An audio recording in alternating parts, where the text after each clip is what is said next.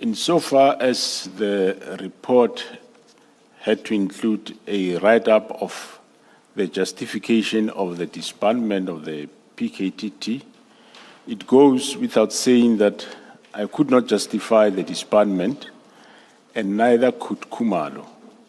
My position has always been that PKTT had to remain. Therefore, in the report to the minister, we simply state that the directive of the minister to disband has been noted, and that the initial objective and the directive by the President has been achieved with noticeable decrease of political-related killings in KZN as a result of the PKTT's intervention and relentless pursuit of its mandate.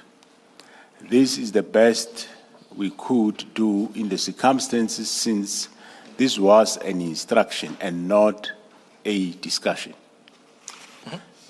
During the briefing,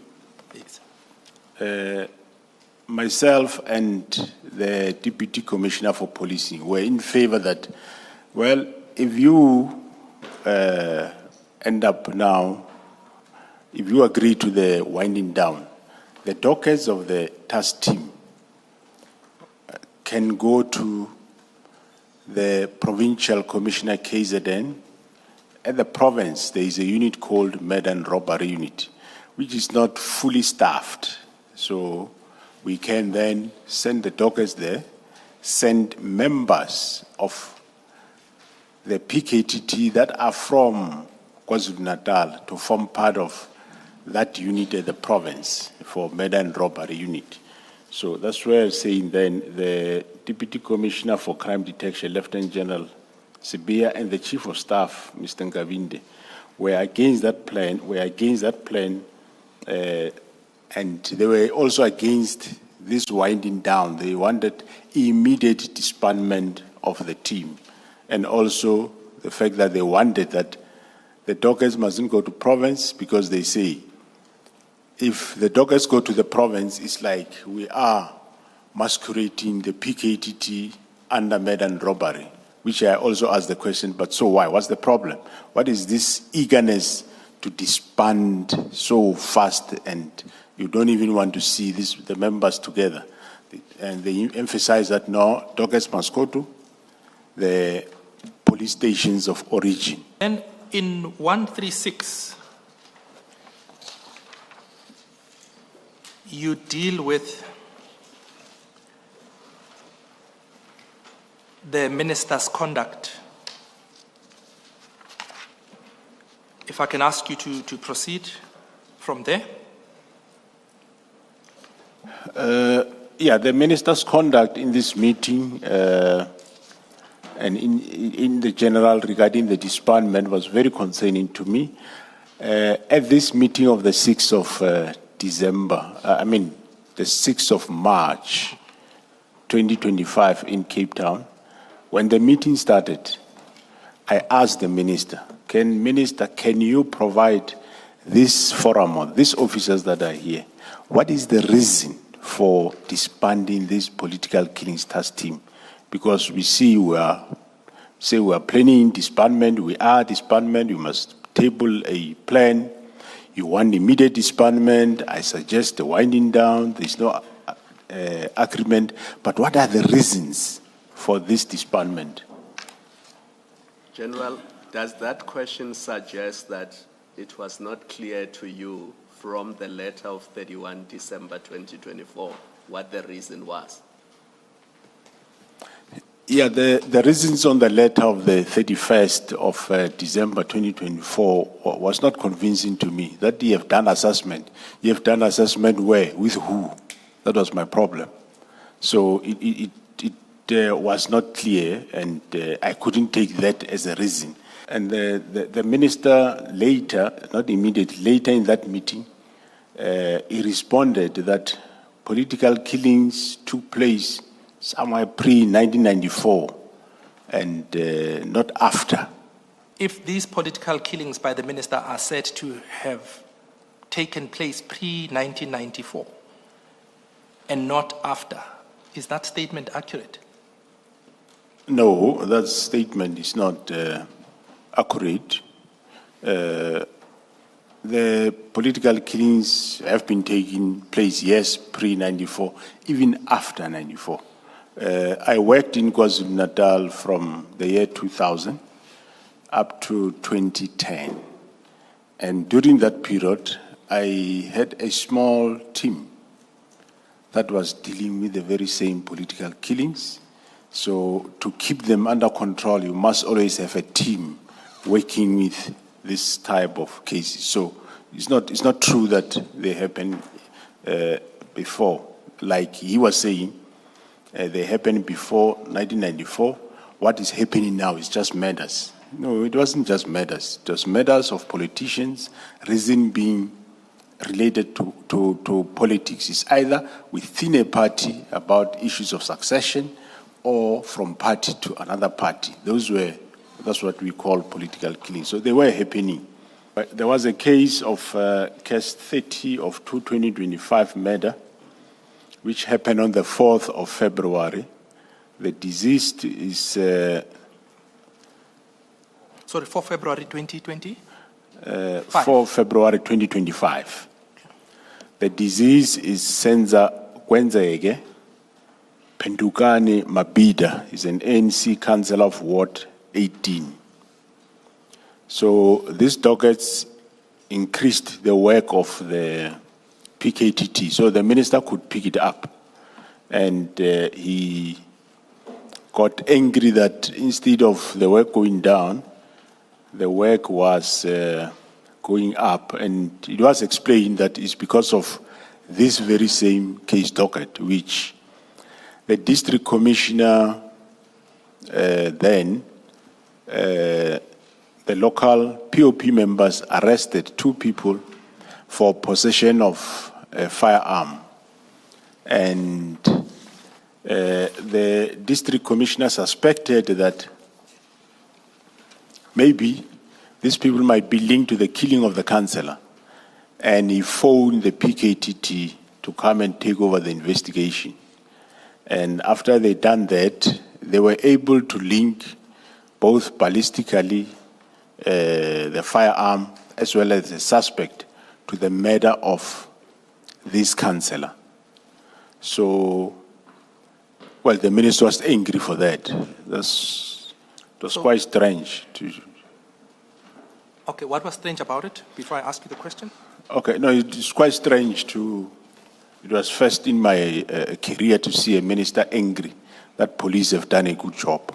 Because here, police have arrested somebody that is linked to the killing of a councillor. And he was angry and that they took over this docket.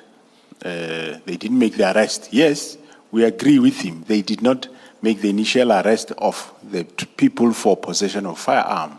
That was done by the local POP. But the PKTT was able to do further investigation, and they linked the suspect to the murder of this councillor.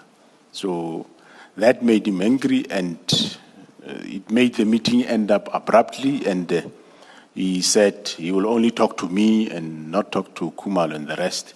And yes, that what surprised me was exactly that how would you be angry when police did what they're supposed to do? So that I couldn't ask anybody as to why, but that remained boggling my mind forever.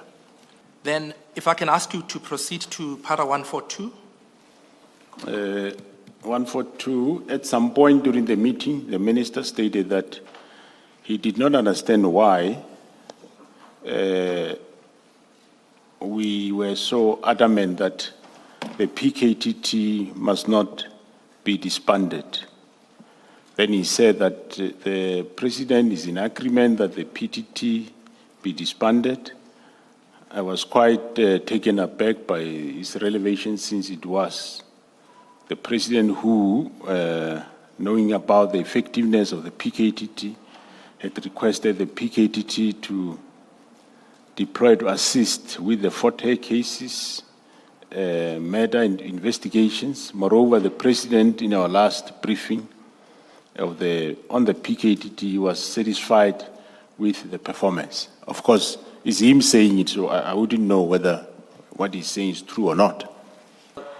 Did Lieutenant General Sibia have authority to remove the dockets or to instruct that dockets be removed from the PKTT and be brought to Pretoria to Lieutenant General Sentumude? Did he have that authority? Look, he's a deputy for investigations. As and when there are, you can't just do it. There should be agreement.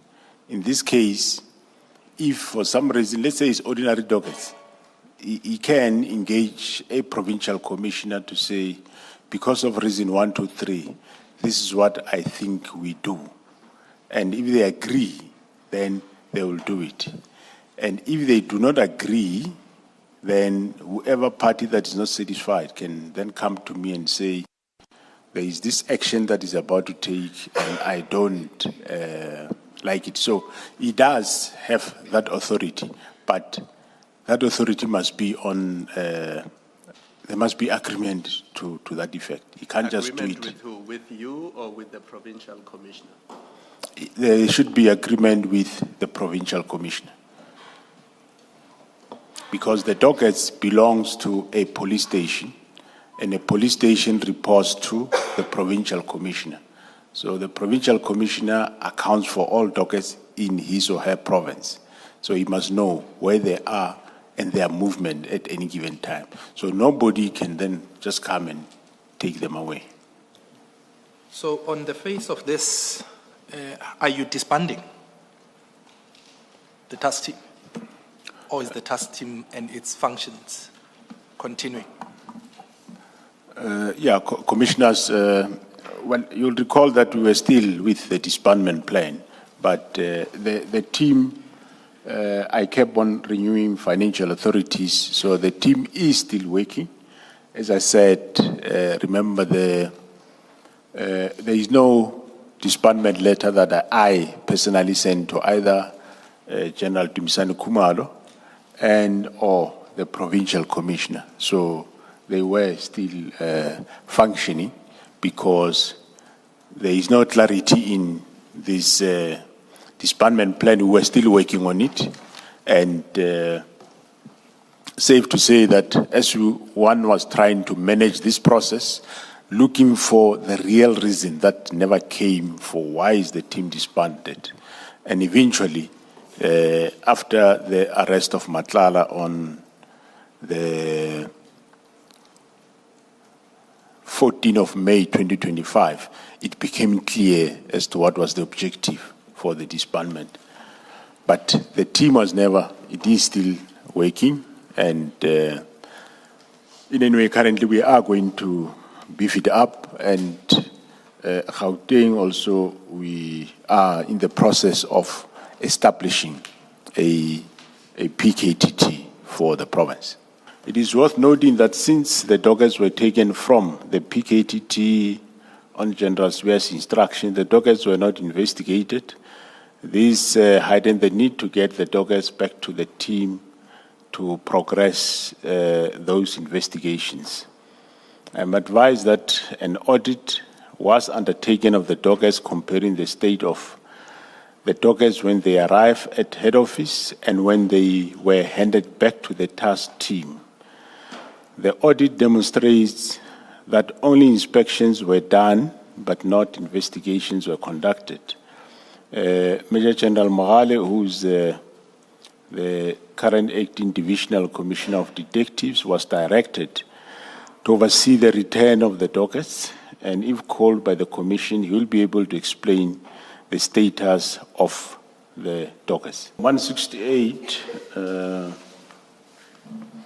Mr. Mkhunu, or Minister Mkhunu, raised the alarm on the matter of the health risk manager contract at a meeting, and then we subsequently held a meeting on the 24th of December 2024, and a follow-up meeting was held on 3 February 2025.